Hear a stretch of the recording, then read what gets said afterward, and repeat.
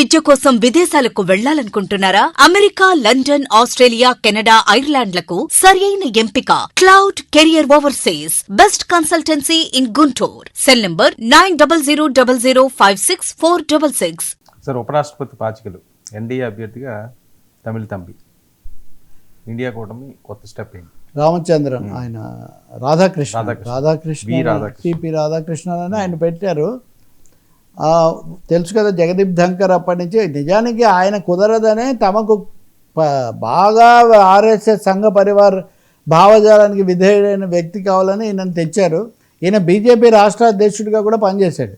ఏ విధంగా అయితే గతంలో తెలంగాణ గవర్నర్గా ఉన్న తమిళిసై బీజేపీ తమిళనాడు రాష్ట్ర అధ్యక్షురాలుగా పనిచేశారు. ఆమె గవర్నర్ల పదవి రాజ్యాంగబద్ధమైంది అంటారు, కానీ అధ్యక్షులుగా పనిచేసిన వాళ్ళనే తెచ్చి పెడుతుంటారు. ఇప్పుడు ఆయన ఉపరాష్ట్రపతినే చేస్తామంటున్నారు ఏకంగా.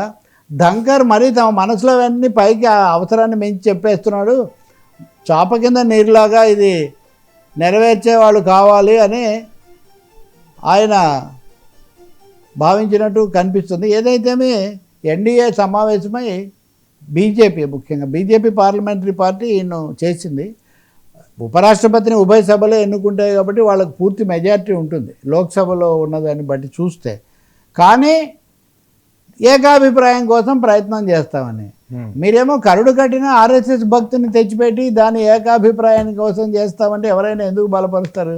ఏకాభిప్రాయం సాధ్యమేది కాదు.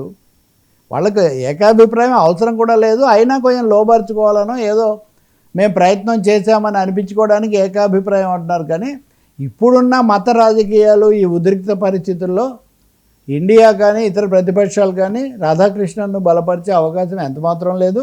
ఇంకో ముఖ్యమైన అంశం వర్మ, ఇది ప్రాథమిక సూత్రం. ఇది నేను మీతో ఏకాభిప్రాయం కోరుకుంటే నేను ముందొచ్చి మీతో మాట్లాడాలి. నేను ఈయన నిలబెడుతున్నాను మీతో ఏకాభిప్రాయానికి. ఇంకా ఏకాభిప్రాయం ఏముంది? మీ అభిప్రాయం ముందే అయిపోయింది కదా. ఏకాభిప్రాయం అంటే ఇద్దరు కలిసి వచ్చేది. ఒకరు నిర్ణయం తీసుకున్న తర్వాత దానికి రెండో వాళ్ళు వంత పాడటం అనేది అది ఏకాభిప్రాయం కాదు. అది ఏకైక అభిప్రాయం అవుతుంది. కాబట్టి బలపరిచే ప్రశ్న లేదు. కానీ ఇందులో కూడా ఆసక్తికరమైంది రాజ్నాథ్ సింగ్ జగన్మోహన్ రెడ్డికి ఫోన్ చేయడం. ఇందులో మద్దతు తెలపండి అని రక్షణ మంత్రి, చాలా సీనియర్ లీడర్ కదా. నిజానికి రాజ్నాథ్ సింగ్ కూడా ఉంటాడని కూడా పేరు వదిలేరు మధ్యలో. అంటే వెంకయ్య నాయుడు కూడా ఈయన కూడా ఫినిష్ చేస్తారేమో ఆయనలాగా రాజకీయంగానే అందరూ అనుకున్నారు. కానీ ఆయన ఒప్పుకున్నట్లేరు. ఇప్పుడు రాధాకృష్ణన్ను తీసుకొచ్చారు. ఈయన మహారాష్ట్రకు ఉన్నారు. జగన్ వైసీపీ వాళ్ళు మద్దతు ఇచ్చే అవకాశమే ఎక్కువగా కనిపిస్తుంది. వ్యతిరేకించడం అయితే జరగదు అనేది కానీ అర్థం స్పష్టమే మనకు అది. ఎందుకంటే ఒక్కసారి కూడా వైఎస్ఆర్ పార్టీ కానీ జగన్ కానీ కేంద్రాన్ని బీజేపీని వ్యతిరేకించే పని వాళ్ళు ఎప్పుడు చేయలేదు. ఇప్పుడు ఈ ఓట్ల పంచాయతీలో కూడా ఈవీఎంలను తిడతారు, ఎప్పుడన్నా ఈసీ పేరు ఎత్తుతారు తప్ప బీజేపీని కేంద్రాన్ని ఏమన్నారు. మిగతా వాళ్ళే అందరూ ఏమంటున్నారు? బీజేపీ చెప్పినందుకు ఇలా చేస్తున్నారు అంటుంటే.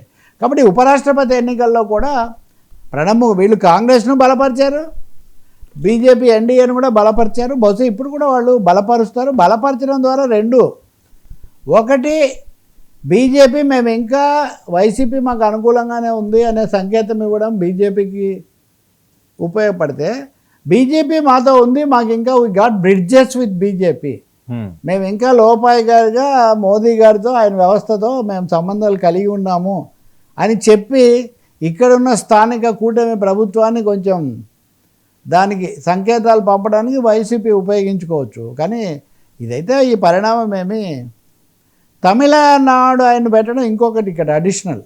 మీరు మీకు గుర్తుంటే చంద్రబాబు నాయుడు పేరు కూడా వచ్చింది, రకరకాల ఊహాగానం, చిరంజీవి పేరు వచ్చింది. అంటే మన మీడియాలో వైల్డ్ స్పెక్యులేషన్స్. నేను బల్ల గుద్ది చెప్పే ఎట్టి పరిస్థితుల్లో బీజేపీ, అది కూడా ఆర్ఎస్ఎస్ మూలాలు ఉన్నవాళ్ళే ఉపరాష్ట్రపతి అవుతారు అని.